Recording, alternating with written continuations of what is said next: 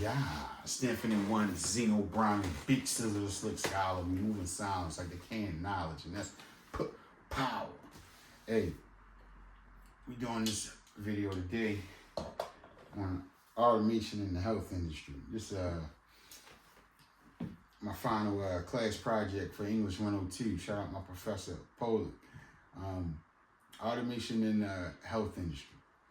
This topic is I hold close to my heart because I have type 1 diabetes. 1993, December 12th, 1993, I was diagnosed with diabetes type 1. I was 8 years old, and it's a unique day. I remember that day. I wasn't sad or anything. I was happy that I didn't have HIV because, like, as a kid, I was told I had a disease. So, I was just happy. I didn't, it wasn't that bad. So, and he said all I had to do was take a shot. I was 8, and this is the first time I didn't cry from taking a shot. And, it didn't affect me as it could have done some other people. And I'm grateful for that. Before then, one would just pass away in a week or so, and I'm grateful to be here.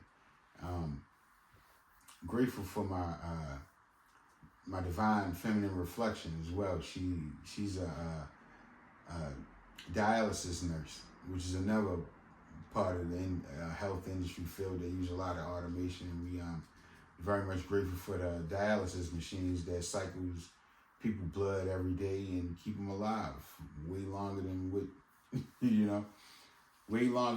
they would have been if we didn't have the automation and dialysis. But she keeps me compliant, keep me compliant with my diabetes, and she convinced me to put my insulin pump on. Before I didn't trust it. Insulin pump, another part of automation in the health industry, and this is my favorite piece of work. But so in life, when I was 19, I experienced DKA. What's DKA? Diabetic ketoacidosis. Acidosis, right. As a diabetic, I never really, don't feel a need to remember the technicalities of it. But I experienced that 4 times in 1 month at 19, and it inspired me to stop drinking. I stopped drinking, and I had to prick my fingers to check my sugar every day. I had to take insulin shots with a smaller syringe, and it was way harder than what it is now. It's beautiful to just be able to look at my phone and see my graphs and see different charts and my A1C level, and also my phone. Brandy's able to see it, and it's my A1C. I've been managing it at the best I've ever did in life. I wish that I was able to have a pump when I was younger, but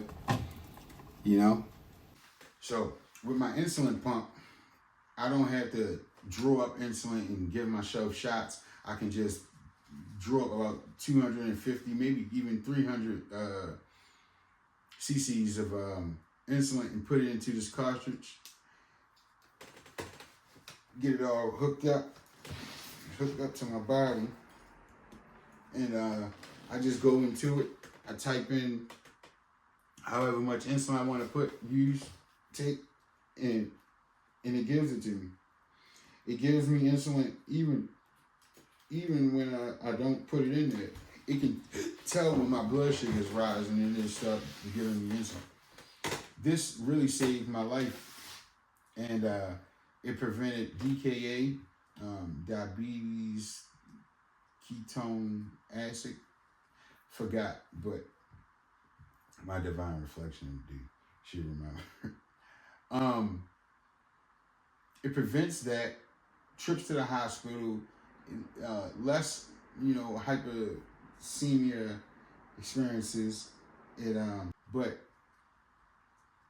the insulin pump is a lifesaver, and the first one was just be on the side of your bed. I think it came out in the 70s. It would be on the side of your bed, and it would just work when you sleep or you lay in the bed or however it worked.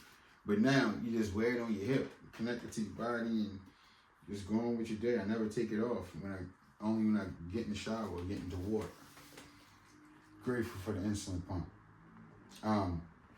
I look forward to the automation in the health industry because it's only evolved and made life better for, you know, people with issues with health problems, you know. I didn't think I would be able to afford an insulin pump. When I was 1996 and I heard of one, I thought I had to have like real good insurance or, you know, but as time goes on, things become cheaper and here I am. I turned 40 this year, 32 years later, and I'm just thriving with my diabetes.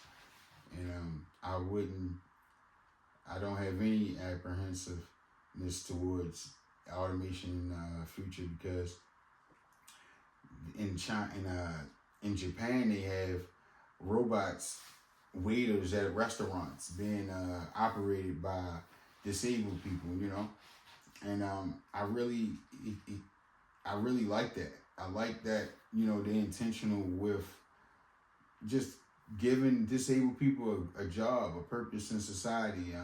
I think that's real honorable.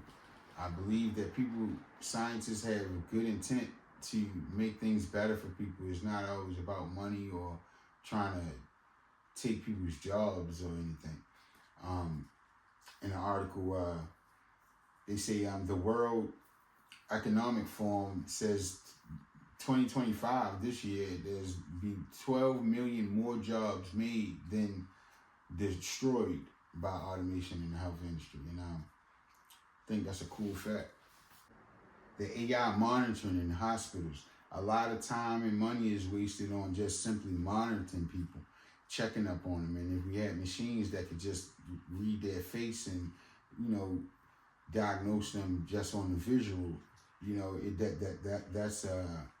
that would save a lot of time and allow doctors to put more thought and research into other things, other ways to figure out how to heal someone, you know. The Chat GPT, it doesn't use made up, it don't create information or discover any information. It only recycles information that humans put into the internet, onto the web.